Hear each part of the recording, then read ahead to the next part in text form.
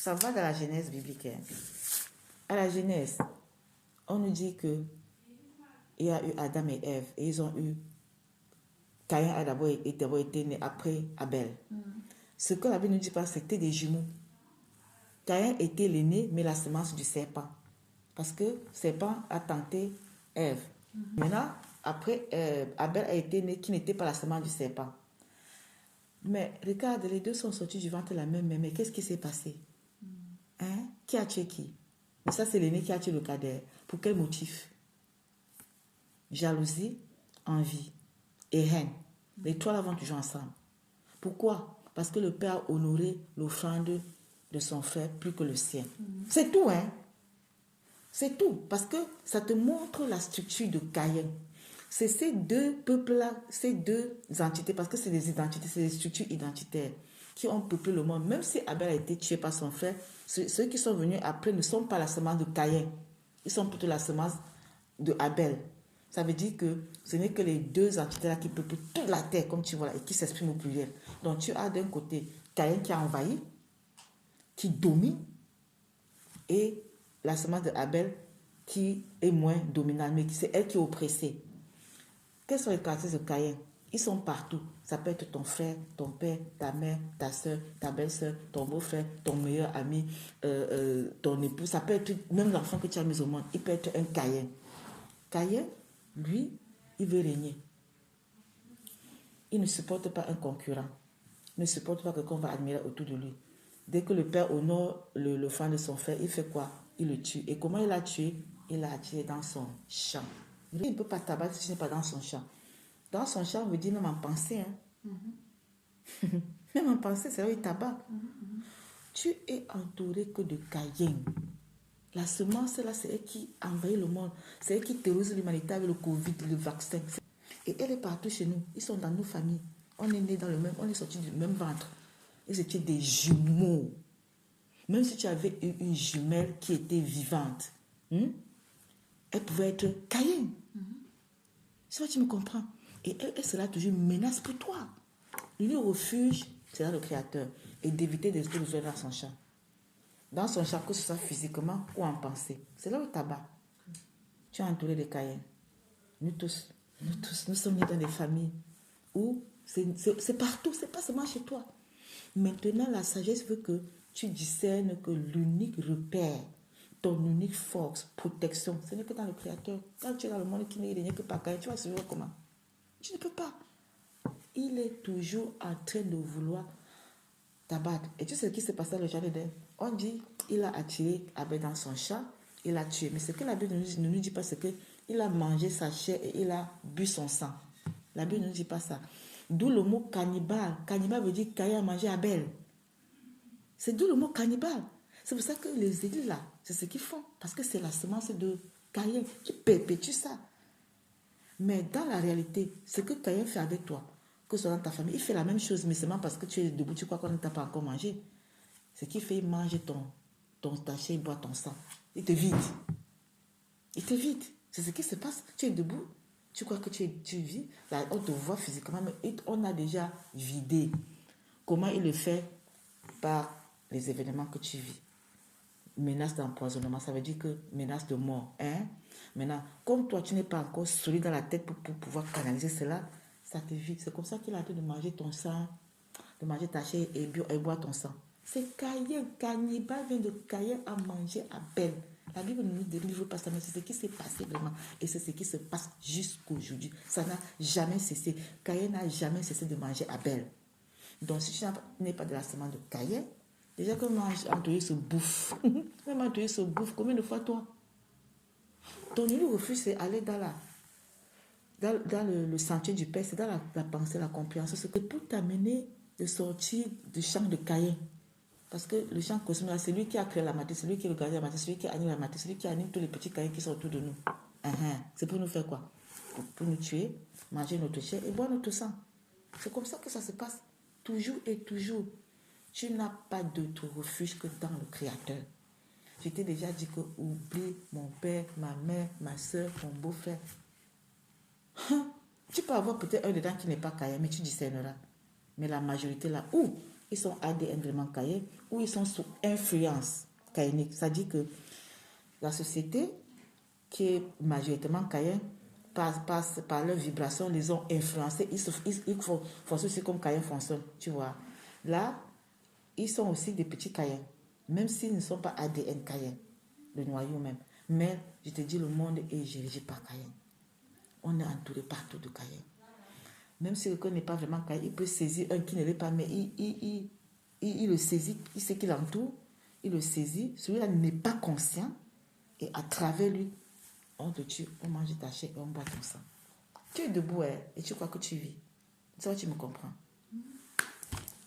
Maintenant, pourquoi le Créateur permet? Le mal n'existe pas. Je te dis que le mal n'existe pas. Dans le Créateur, le mal n'existe pas. À partir du moment où, partout, tu ne trouves que l'adversité, tu ne trouves que la haine, le rejet.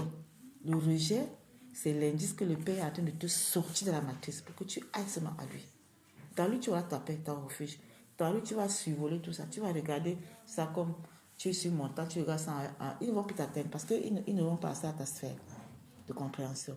Mais tant que tu es noyé dans le champ vibratoire avec tes pensées, tu es dans leur champ, ils vont t'abattre. Est-ce que ce n'est pas ce que tu vis? C'est biblique. La Bible ne nous a pas tout dit la vérité. Il ne nous a pas dit que c'était jumeaux. Il ne nous a pas dit que Caïn a mangé la chair et boit son sang. Quand le Créateur lui demande où est ton frère, je regardais de mon frère. Son cadavre n'était même plus là. D'où vient vraiment cannibale? Caïn a mangé Abel. C'est ce qu'il fait avec nous tous les jours. Maintenant, si tu n'apprends pas à aller au Père, on est entouré de Caïns everywhere. Va n'importe où. Change de pays. Change de continent. Change même de famille. Tu crois que c'est mieux ailleurs. Je t'assure, si tu ne comprends pas que le Père est en train de permettre ça, plutôt pour que tu ailles à lui, plutôt pour que tu discernes qu'il est l'unique refuge, il est l'unique à qui te confier, l'unique protection, tu vas tournoyer dans le champ de Caïn et il va finir par vraiment t'abattre. Le Père permet ça pour que tu sais qu'il n'y a rien en dehors, il n'y a rien dans l'horizontalité, il n'y a rien dans ce qui t'entoure, il n'y a rien dedans. Tant que ce n'est pas là, l'intelligence n'est pas renouvelée dans un humain, il n'est qu'un instrument de Caïn. C'est pour ça que la Bible dit, ne vous conformez pas au siècle présent, mais soyez transformés par le renouvellement de l'intelligence, afin que vous discerniez ce qui est bon, agréable et parfait, selon la volonté du Créateur, pas selon la société, puisque la pensée créatrice est à l'envers de la pensée sociétale. Donc si tu ne veux fonctionner comme la société, tu es dans son champ et te bouffe. Pour que tu sois sauf, sors de la société par le renouvellement de l'intelligence pour aller dans la conscience créatrice. Et ce n'est que tout ce que j'étais déjà communiqué auparavant dans les enseignements. Autrement, ils vont te bouffer. Parce que tu es debout, tu ne vis pas. Tu ne peux même pas être joyeuse pendant que tu n'es pas joyeuse. C'est ça qui les alimente. Tu crois qu'on n'a pas parlé de ça? Il va te bouffer. Bouffe ta joie, ta paix, ton repos, ton bonheur. Et toi, tu te laisses bouffer. Et lui, il s'alimente de ça. Je te dis que si tu sors de cette fréquence vibratoire qui est basse comme ça, l'anxiété te tire vers le bas, la peur te tire vers le bas, et le sentiment de culpabilité te tire vers le bas, la honte te tire vers le bas. Quand tu es dans ces émotions-là, tu es un poids grave.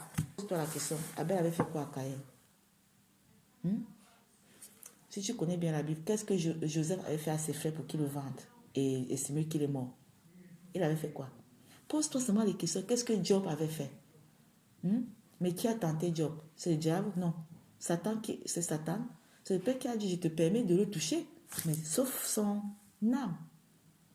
Tous ceux qui appartiennent au Père, qui ne sont pas Caïn, sont toujours éprouvés par le Créateur lui-même. Ce n'est pas Satan qui te fatigue.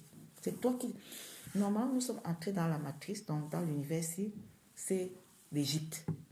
Notre parcours, c'est de quitter l'Égypte pour aller à Canaan. Tu traverses un désert, comme c'est biblique. Toi, tu es en Égypte. Tu es toujours en Égypte. Tu dois sortir de l'Égypte.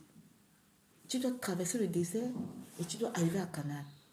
C'est l'unique sortie, l'unique chemin, ce n'est que dans la vraie compréhension du Père. Et du Seigneur qui n'est pas contre toi. Pourquoi le peuple a fait 40 ans au désert?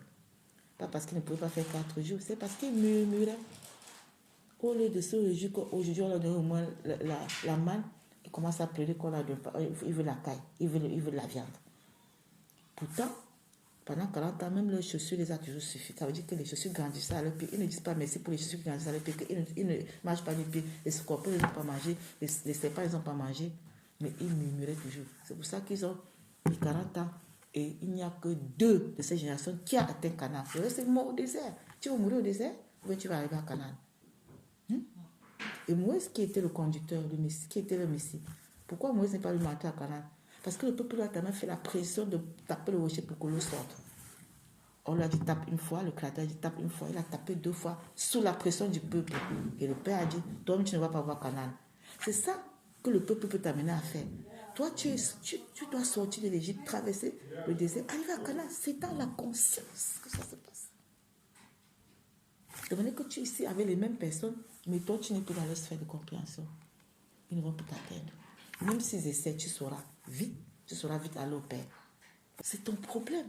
Tout ce qui se passe est biblique, c'est parce que les gens ne comprennent pas le langage du Créateur. Même tout le mouvement de Tohubohu que tu vois là, les Covid, tout ce monde, c'est biblique. Quand tu commences le langage du Père, tu es au-dessus des agitations. Autrement, tu vas survivre dans une dépression horrible. Mais où est la qualité de vie alors là-dedans? Ça veut dire que tu as permis que Caïn te tue, mange ta chair, bois ton sang. C'est ce qui se passe. Donc, si tu regardes celle qui te fait ça ou celui qui te fait ça comme un Caïn, et que toi tu es plutôt celui que le Père honore, ça va encore te fâcher. Tu es encore debout pour récupérer, pour restaurer. Tu n'es pas encore couché sur la terre. Prouve-lui que je ne suis pas destructible, je ne suis pas empoisonnable, je ne suis pas vulnérable. Tu dois sortir la vulnérabilité, la fragilité. Et ce n'est qu'avec la conscience créatrice. Et pour que quand ils te voient, et tu sais, mais qu'est-ce qui se passe? Pourquoi elle est joyeuse? Ces gens n'aiment pas te voir rire. Ils n'aiment pas te voir heureuse. Ils n'aiment pas te voir exprimer la joie, la vraie qui vient du cœur. C'est pour ça que tu vas voir qu'ils vont même veiller. D'autres même t'appeler seulement pour écouter ta voix, pour sentir si dans ta voix il y a la peur, il y a l'angoisse, il y a la dépression. Tu dois apprendre à ne même pas prendre les coups de fil. C'est pour ça que tu dois aller plus loin pour que ceux-là te regardent et ils disent qu'ils ont travaillé en vain. Autrement, tu les alimentes énormément. Ils s'alimentent de ton état. C'est une joie. Mais je sais que, imagine que tu es celui que le Père a choisi. Et eux, ils sont dans Caïn. Comment dire, insauvable. Mais qui est mieux placé? C'est toi ou c'est eux?